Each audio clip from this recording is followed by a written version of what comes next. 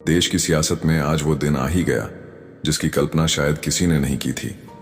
दलितों की रानी कही जाने वाली मायावती और मुसलमानों के कद्दावर नेता आजम खान ने आखिरकार हाथ मिला लिया है। दोनों नेताओं ने एक मंच पर आकर पूरे देश को चौंका दिया है। लखनऊ के अंबेडकर सभागार में जब मायावती और आजम खान एक साथ मंच पर आए तो मानो माहौल थम गया। भीड़ ने जय भीम जय मुल्क के नारों से पूरा हॉल गूंजा दिया। मायावती ने कहा, हमने बहुत अत्याचार देखे, बहुत अपमान सहा, लेकिन अब वक्त है समाज के सबसे दबे कुचले वर्ग को उसका हक दिलाने का। वहीं आजम खान ने जोड़ा, दलित और मुसलमान जब एकजुट हो जाते हैं तो किसी भी सत्ता की नींव हिल जाती है।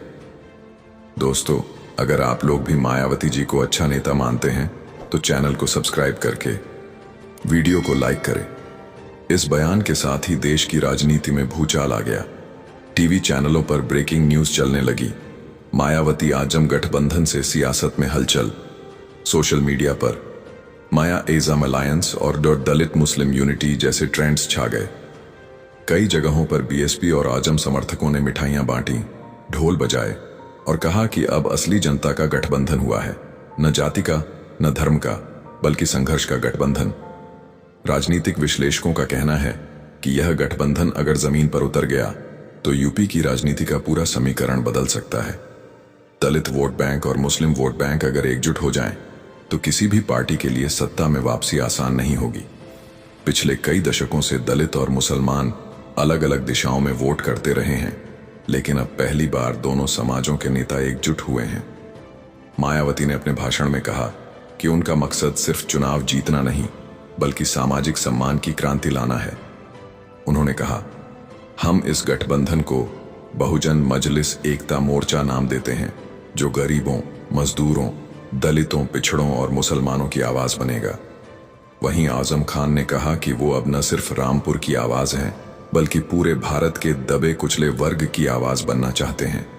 मायावती के साथ मिलकर उन्होंने कहा कि ये लड़ाई किसी धर्म या जाति की नहीं, बल्कि सम्मान और बराबरी की है। दोनों नेताओं ने यह भी ऐलान किया कि आने वाले चुनाव में वे मिलकर मैदान में उतरेंगे और देश को नई दिशा देंगे। गांवों में इस खबर का असर ऐसा था जैसे किसी त्योहार की घोषणा हो गई हो। दलित बस्तियों में लोग एक दूसरे को बधाई दे रहे थे। बच्चे नीले झंडे और हरे झंडे साथ में लहरा रहे थे। कुछ जगहों पर लोगों ने कहा कि ये गठबंधन भीमराव आंबेडकर और मौलाना आजाद की उस सोच की झलक है जिसमें सबको बराबरी का हक मिले। शहरों में भी माहौल अलग था। यूनिवर्सिटी के छात्र कह रहे थे कि ये गठबंधन युवाओं को रोजगार, शिक्षा और सम्मान दिलाने वाला कदम हो सकता है। विपक्षी पार्टियों में हलचल मच गई। कोई कह रहा था कि ये गठबंधन बस चुनावी स्टंट है, तो कोई मान रहा था कि ये सत्ता की राजनीति में बड़ा तूफान ला सकता है। बीजेपी के एक प्रवक्ता ने कहा कि मायावती और आजम खान सिर्फ वोट बैंक की राजनीति कर रहे हैं, लेकिन जनता समझदार है। वहीं कांग्रेस ने इसे देश में एक नए सामाजिक युग की शुरुआत बताया। राजनीतिक गलियारों में अब ये चर्चा गर्म है कि क्या ये गठबंधन 2026 के लोकसभा चुनावों तक चल पाएगा या नहीं। मीडिया चैनलों ने इस गठबंधन को सोशल रेवोल्यूशन 2.0 कहा है। कुछ अखबारों ने लिखा कि अगर दलित और मुस्लिम वोट एक हुए तो यूपी में किसी पार्टी का बहुमत पाना मुश्किल होगा। बहुजन समाज पार्टी के पुराने कार्यकर्ताओं में जोश दिखा। उन्होंने कहा कि बीएसपी अब फिर से अपने स्वर्णिम दौर की ओर बढ़ रही है। वहीं आजम खान के समर्थक बोले, हमने हमेशा न्याय की बात की है, अब हमारे साथ बहन मायावती हैं तो न्याय मिलेगा ही। इस गठबंधन के बाद राजनीति में कुछ पुराने घाव भी हरे हो गए। वो वक्त याद दिलाया गया जब मायावती और मुलायम सिंह के बीच संघर्ष हुआ था और आजम खान उस दौर में सपा का बड़ा चेहरा थे। लेकिन अब वक्त बदल चुका है, परिस्थितियां बदल चुकी हैं और जरूरत है नई सोच की। मायावती ने कहा, हम अतीत नहीं, भविष्य की राजनीति करना चाहते हैं और इसी भविष्य की राजनीति ने पूरे दलित समाज को उम्मीद दी है।